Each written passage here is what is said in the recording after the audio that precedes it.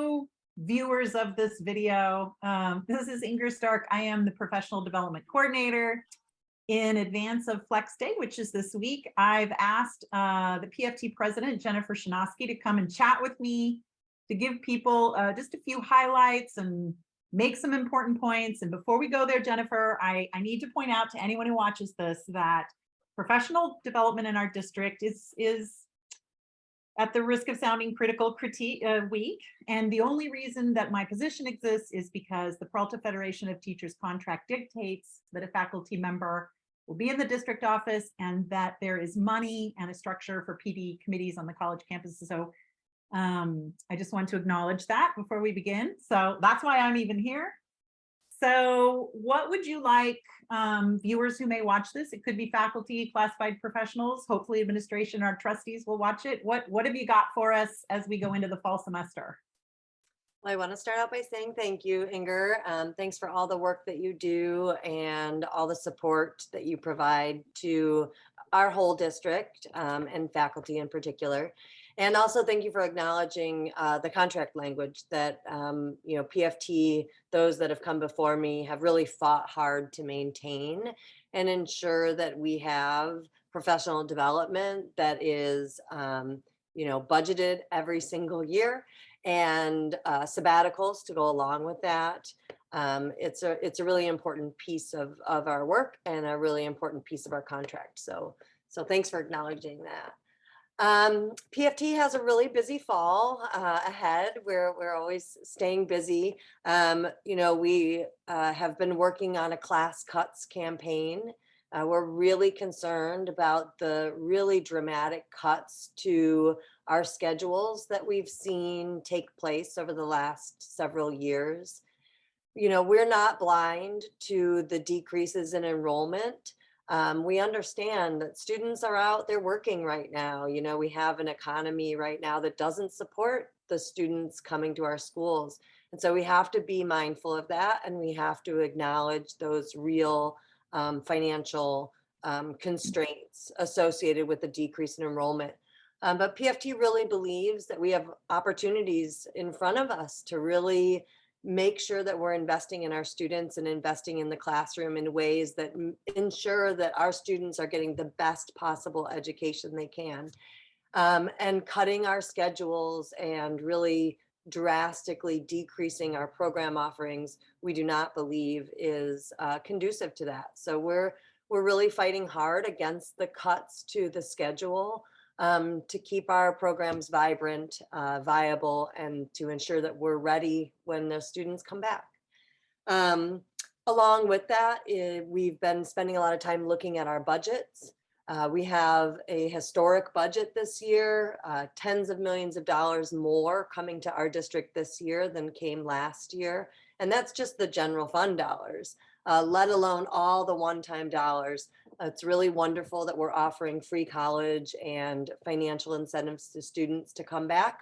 But we also think that we need to use that money to invest in the classroom, right? We should be hiring our part-timers who are getting laid off to revamp curriculum, to develop new innovative strategies for online learning, to expand our programs and partnerships beyond just dual enrollment, which is a great program. We have so many opportunities in the Bay Area to partner with people and make sure that we have robust programs. So we're watching the budget. We look forward to a budget presentation from the Chancellor, and we really look forward to a true shared governance environment where we actually have our questions answered, and we have a say in what, how resources are used throughout our district. Over summer, I told you I have a lot to report out. Hey, let me say one thing. Can I interrupt you for 1 minute? Yeah, of course. I just want to say that I appreciate that, particularly under your leadership as the president. The PFT really focuses, the PFT represents workers, but that has really focused on the needs of our community and students, and just that when workers have great jobs and they are treated well and they are comfortable and they are not too stressed out, students have a really great experience on the campuses. So I just wanted to pause and say that. Okay, so now go back. What were you going to say this summer? Well, just on that note, we all come to these jobs because we love our students and we love teaching and we love our community. So I think that you'll find most of our faculty feel exactly the same. I was going to say over the summer, we've been really busy at the negotiating table. So, we all took a few vacations, but we were hard at work negotiating. There are some significant changes that the district is proposing to our healthcare. And we'll have more information about that for our members on Thursday of this week at our district-wide Flex Day. But we've been really trying to understand those changes as well as some other changes. The district is proposing some changes to our evaluation processes, changes to just a variety of things that will have pretty significant impacts. So for more information, I encourage folks to come to our general membership meeting on Thursday. But we've been busy doing that. Wait, let me ask you, can I interrupt you one more second? Yeah, again? of course. So I noticed during the summer, there were a couple of the negotiation blogs for faculty specifically. If they can't come on Flex Day for any number of reasons, how can they follow along and get involved and make sure that they have a voice and know what's going on with negotiations? Absolutely. Great question. So we do have a negotiations blog on our website. It is for members only. It is password protected. So if you don't have that password, just let me know and I'm happy to share it with members. And we also will be holding membership meetings, general membership meetings and chapter meetings at least once a month for the duration of the fall. So, we'll be sure that we are offering those. We've been doing a hybrid model. We think it's really important to gather in person and really build that one-on-one community. But we also understand that folks have a lot that they're balancing, and we want to make sure that we're as inclusive as possible. So we'll probably be doing hybrid meetings throughout the fall. And we hope that many members will join us in person. But we'll do our best to get out some newsletters and also have those meetings regularly so folks can stay tuned in. Okay. The last thing that I want to mention that we're really working on and really focused on is we feel very strongly that the current administration is very top down. We have a district office that is staffed completely by interim appointments that were direct appointments by the board. And not having the say of our long-term committed staff and faculty is really problematic from our point of view.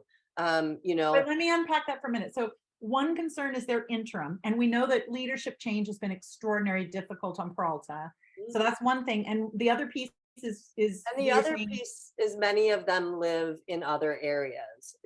So we have our chancellor lives in Texas, our vice chancellor of HR, who's also our chief negotiator for our contract, lives in Kentucky. Our deputy chancellor lives in Lake Tahoe, and our incoming our new vice chancellor of finance, I believe, lives in Los Angeles primarily. So we are a community college. We have to have folks living in our community so that they live and breathe every day with our students and understand the struggles, the challenges, and the successes that come with living in the Bay Area. So, we really want to ensure that we have a robust,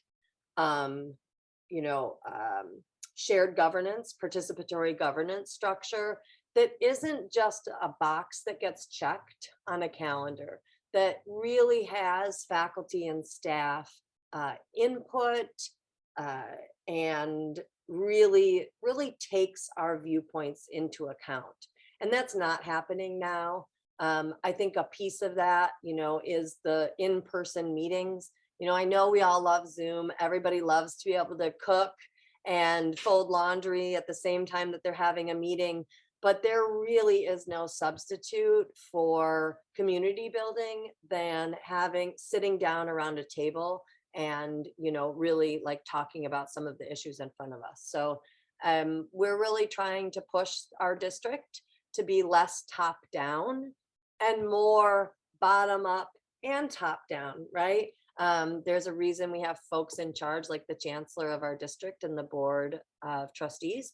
But there's also a reason that faculty have tenure, and that, our staff are here for years and years, and we really are the heart of this district. And so if you're not listening to us, then you're really disconnected from, what is actually happening on the ground now, 10 years ago, and 10 years in the future. So let me ask you a question. Besides faculty who are members of the PFT, if you're faculty and you're not a member of the PFT, please become a member of the PFT. That's from me, not necessarily from Jennifer, but I encourage that. It's from me too.